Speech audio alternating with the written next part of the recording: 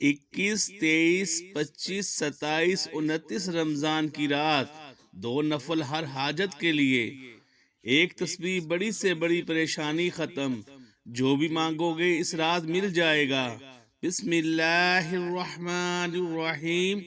محترم ناظرین، آج ماہ رمضان کے آخری عشرے میں طاق راتوں کا ایک ایسا خاص وظیفہ، ایک ایسا عمل آپ کے حوالے کروں گا جس میں 2 رکعت نفل نیت سے پڑھ لیے جائیں تو میرا رب مصلی چھوڑنے سے پہلے ہر اس حاجت کو پورا فرمائے گا جس حاجت کی نیت سے آپ یہ 2 رکعت نفل نماز پڑھیں گے، اور ایک تسبیح کا ایک ایسا عمل جس سے آپ ہر مشکل پریشانی کے حل کے لیے، ہر طرح کے مسائل کے خاتمے کے لیے پڑھ سکتے ہیں۔ یہ ایک تسبیح آپ کے گھر کے حالات کو بدل دے گی۔ ماہ رمضان کے آخری عشرے میں ایک رات موجود ہے جسے لیلۃ القدر کی رات کہا جاتا ہے، جسے شب قدر کہا جاتا ہے۔ اس رات کو 1000 سالوں سے افضل رات کہا گیا ہے۔ اس رات کی فضیلت و برکت، عظمت اتنی زیادہ ہے کہ اس رات میں جو بندہ رب کے سامنے بھکاری اور فقیر بن کر بیٹھ جاتا ہے، میرا رب بادشاہ بنا کر اٹھاتا ہے۔ اس رات میں میرا رب اتنا نوازتا ہے کہ مانگنے والا تھک جاتا ہے، لیکن رب کے خزانوں میں کمی نہیں آتی۔ اگر آپ بھی رحمتوں برکتوں سے جھولیاں بھرنا چاہتے ہیں، خزانوں کے مالک بننا چاہتے ہیں، منہ سے نکلی ہر بات کو پورا کروانا چاہتے ہیں، ناممکن حاجات کو پورا کروانا چاہتے ہیں، تو ماہ رمضان کے آخری عشرے میں ان طاق راتوں میں لیلۃ القدر کی رات کو تلاش کیا جائے۔ ہو سکتا ہے 21ویں رات کو لیلۃ القدر ہو جائے، 23ویں رات کو ہو جائے، 25ویں، 27ویں، 29ویں رات کو لیلۃ القدر ہو جائے۔ خدا را کوشش کیجئے کہ ان طاق راتوں میں رب کا زیادہ سے زیادہ ذکر و اذکار کیجئے، رب کو راضی کیجئے۔ 2 رکعت نفل صلاۃ الحاجات کے اور ایک تسبیح ہر مشکل پریشانی سے حل کے لیے ماہ رمضان کے آخری عشرے کی ان طاق راتوں میں کر لیجئے۔ ہو سکتا ہے آپ کو لیلۃ القدر کی رات منظور ہو جائے۔ جو بندہ لیلۃ القدر کی رات کو پا لیتا ہے، میں یقین کامل سے کہتا ہوں، رات 2 رکعت نفل اور ایک تسبیح پڑھ کر سوئے، صبح اٹھتے ہی رزق اور دولت کے خزانوں کا مالک ہوگا۔ رب کعبہ کی فوج فرشتے رزق اور دولت دروازے پر چھوڑ جائیں گے۔ جس مقصد کے لیے آپ مارے پھر رہے ہیں، وہ مقصد غیبی خزانوں پورا ہو جائے گا اور آپ کی آنے والی نسلیں آباد ہو جائیں گی۔ 20 رمضان کی رات 21ویں رات کہلائے گی، اس طرح 22 رمضان کی رات 23ویں رات کہلائے گی، اس طرح 24 رمضان کا دن کی جو رات ہے وہ 25ویں رات کہلائے گی، اس طرح سے 26ویں روزے کی رات 27ویں کہلائے گی، اس طرح سے 28ویں روزے کی رات 29ویں کہلائے گی۔ ان طاق راتوں کی قدر کیجئے۔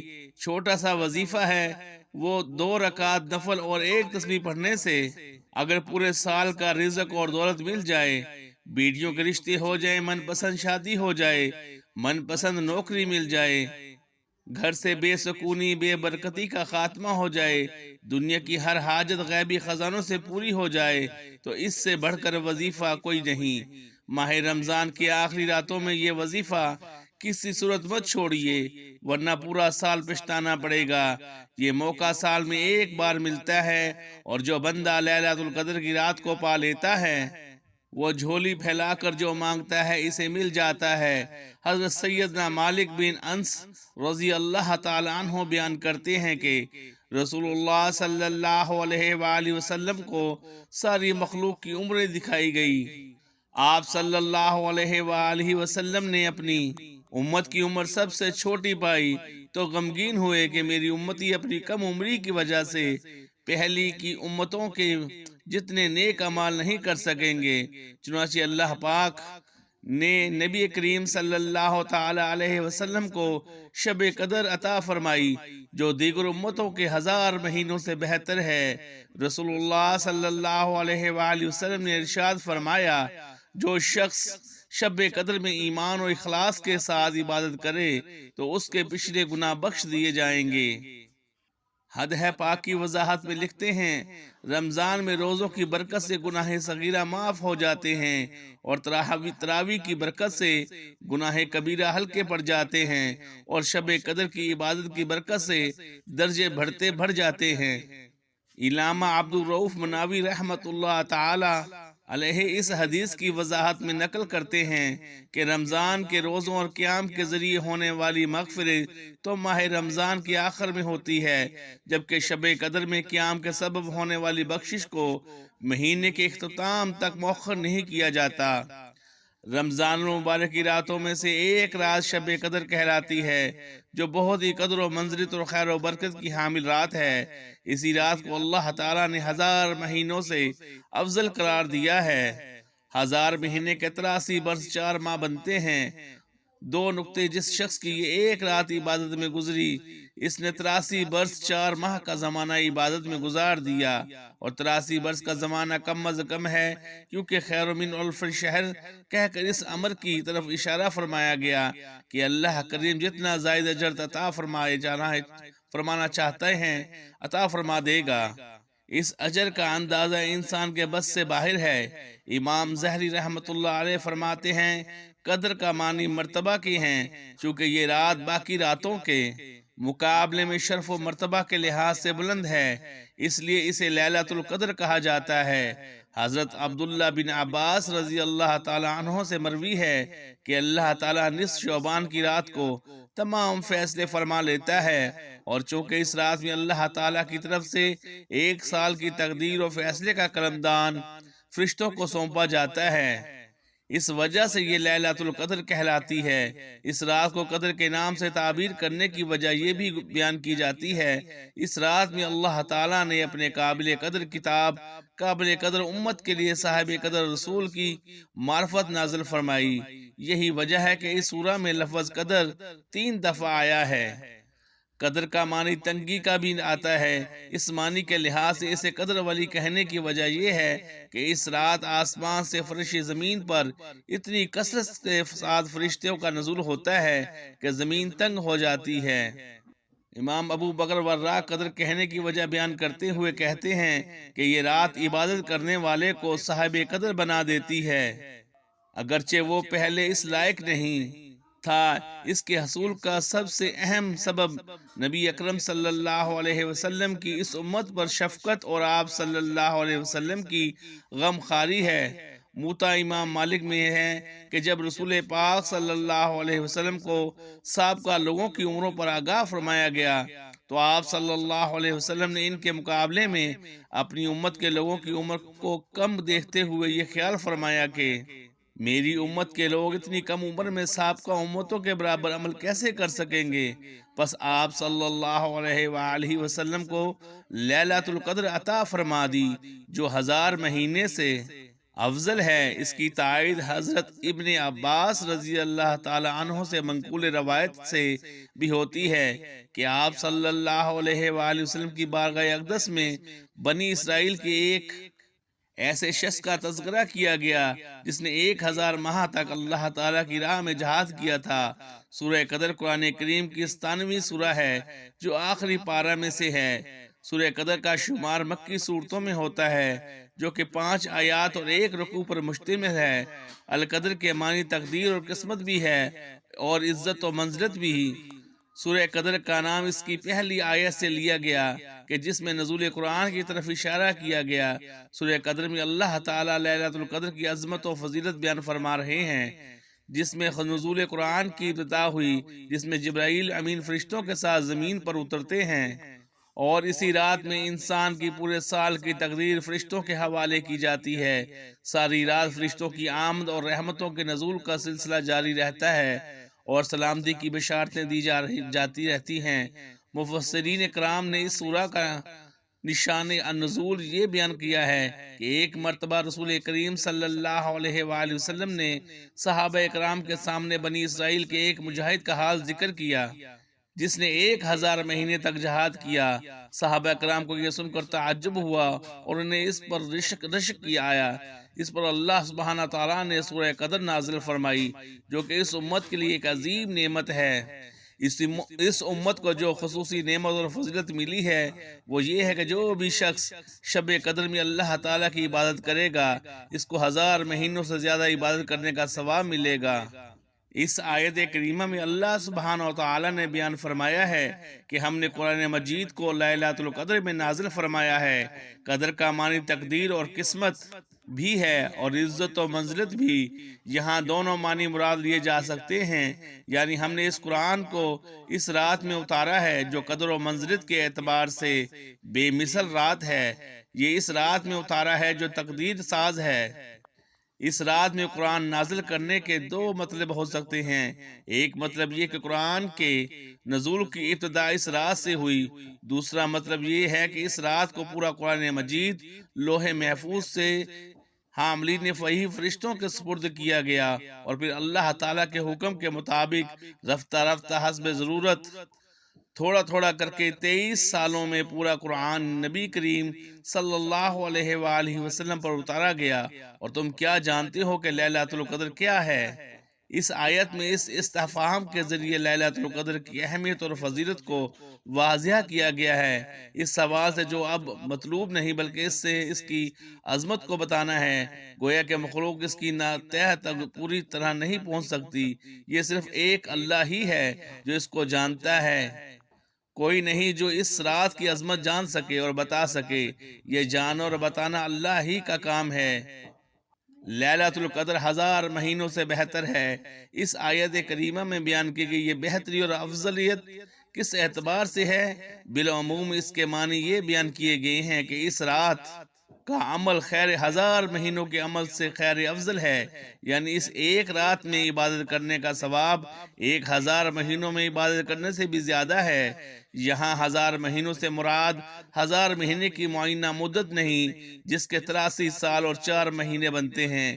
اہل عرب کا قاعدہ تھا کہ جب انہیں بہت زیادہ مقدار یا مدت کا اظہار کرنا مقصود ہوتا تو 1000 یعنی الف کا لفظ استعمال کرتے تھے، کیونکہ وہ حساب نہیں جانتے تھے، بلکہ اس سے مراد ایک طویل زمانہ ہے۔ یہ امت محمدیہ پر اللہ کا کتنا احسان عظیم ہے کہ مختصر عمر میں زیادہ ثواب حاصل کرنے کے لیے کیسی سہولت عطا فرما دی۔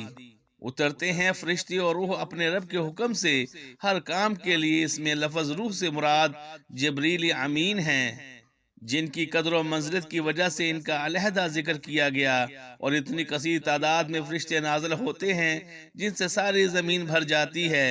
اور ہر حکم سے مراد انسانوں کی تقدیری ہیں جو اس دن طے کی جاتی ہیں، یعنی ملائکہ اور جبرائیل علیہ السلام اللہ تعالیٰ کے حکم سے ہر امر کے متعلق آئندہ سال میں جو کچھ ہونے کا فیصلہ ہو چکا ہوتا ہے وہ لے کر زمین پر اترتے ہیں۔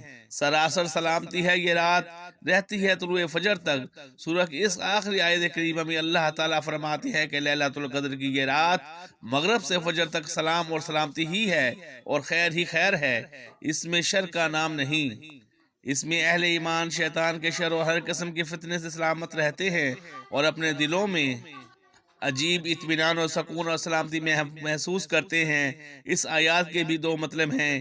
ایک یہ کہ جو فرشتے نازل ہوتے ہیں وہ ساری رات اللہ تعالیٰ کی عبادت کرنے والوں کے لیے امن و سلامتی کی دعائیں کرتے رہتے ہیں، اور دوسرا مطلب یہ کہ اس میں جتنے بھی فیصلے کیے جاتے ہیں وہ سب خیر و سلامتی پر ہی مبنی ہوتے ہیں، حتیٰ کہ اگر کسی فرد کی ہلاکت یا کسی قوم کی تباہی کے متعلق فیصلہ کیا جائے تو وہ بھی اہل زمین کی خیر و سلامتی پر مبنی ہوگا۔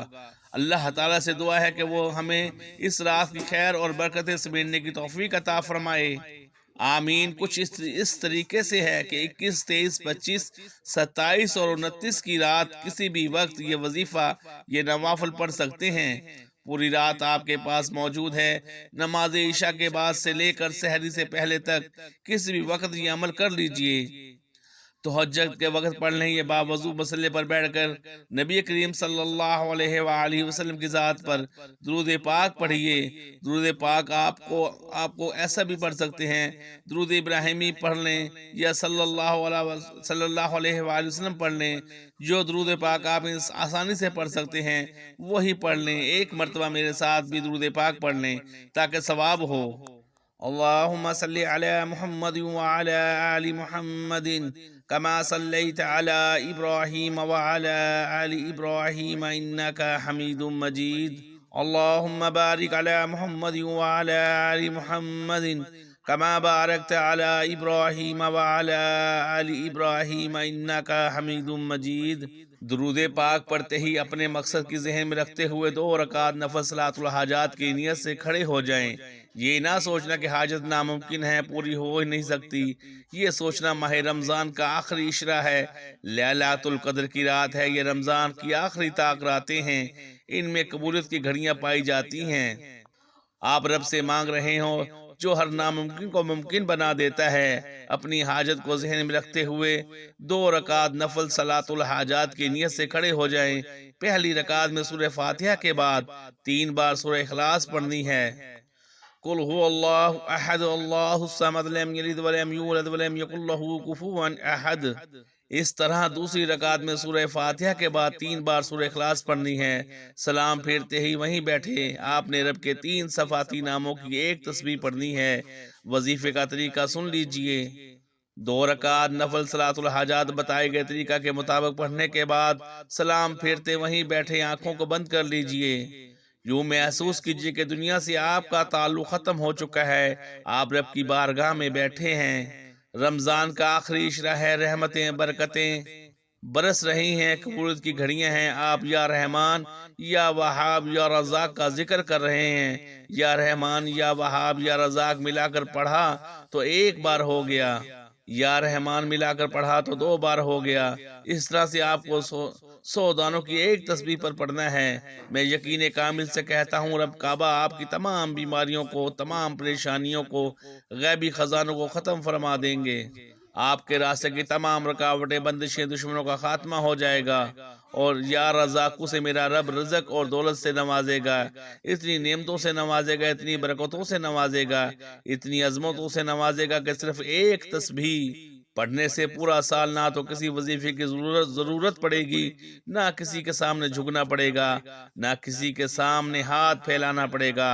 خدا را ماہ رمضان کی آخری راتیں جنہیں طاق راتیں کہا جاتے ہیں، جن میں سے ایک رات لیلۃ القدر کی رات ہے، آپ 2 رکعت نفل صلاۃ الحاجات اور یا رحمان یا وہاب یا رزاق کی ایک تسبیح کو بتائے گئے طریقہ کے مطابق پڑھیے۔ 21ویں، 23ویں، 25ویں، 27ویں اور 29ویں رات یہ وظیفہ لازمی کیجئے گا، انشاءاللہ آپ کی تمام حاجات پوری ہوں گی۔ ناظرین سے گزارش کہ اللہ تعالیٰ کے 99 ناموں میں سے کوئی ایک نام کمنٹ میں لکھ کر ضرور شیئر کریں۔ اللہ ہم سب کا حامی و ناصر ہو، آمین ثم آمین یا رب العالمین۔ جزاک اللہ خیرہ۔